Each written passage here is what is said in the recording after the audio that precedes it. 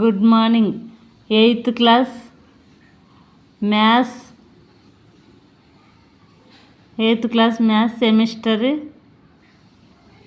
1 chapter 6. 8th class maths semester 1 chapter 6 ఒక problem చేద్దాం. 6.1లో నుండి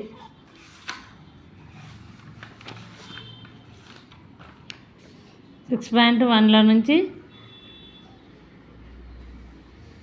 9th ప్రాబ్లం చేద్దాం. క్రింది సంఖ్యల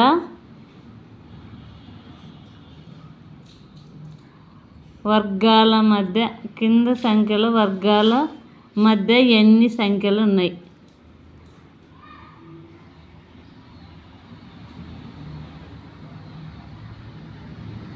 ఒకసారి క్వశ్చన్ చేద్దాం. క్రింది సంఖ్యల వర్గాల మధ్య ఎన్ని సంఖ్యలు ఉన్నాయి? 12 మరియు 30. సెకండ్ బి 25 మరియు 26. సి 99 మరియు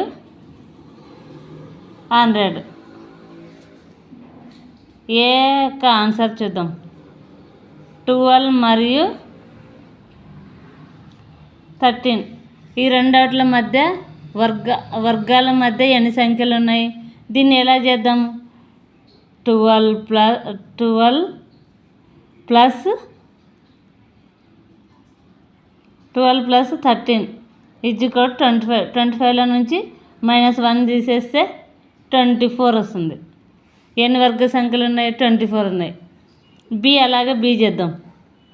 25 మరియు 26ల మధ్య వర్గాల మధ్య ఎన్ని సంఖ్యలు ఉన్నాయి?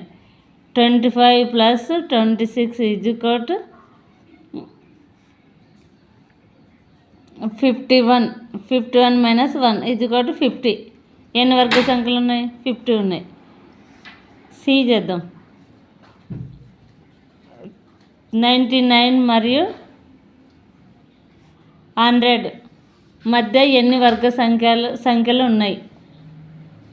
99 ప్లస్ 100 ఈజ్ఈక్వల్ 199 మైనస్ 198.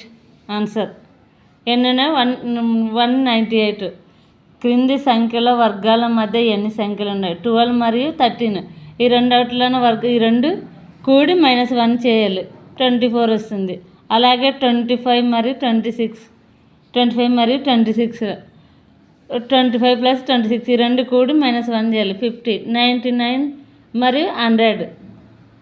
199 మైనస్ 198.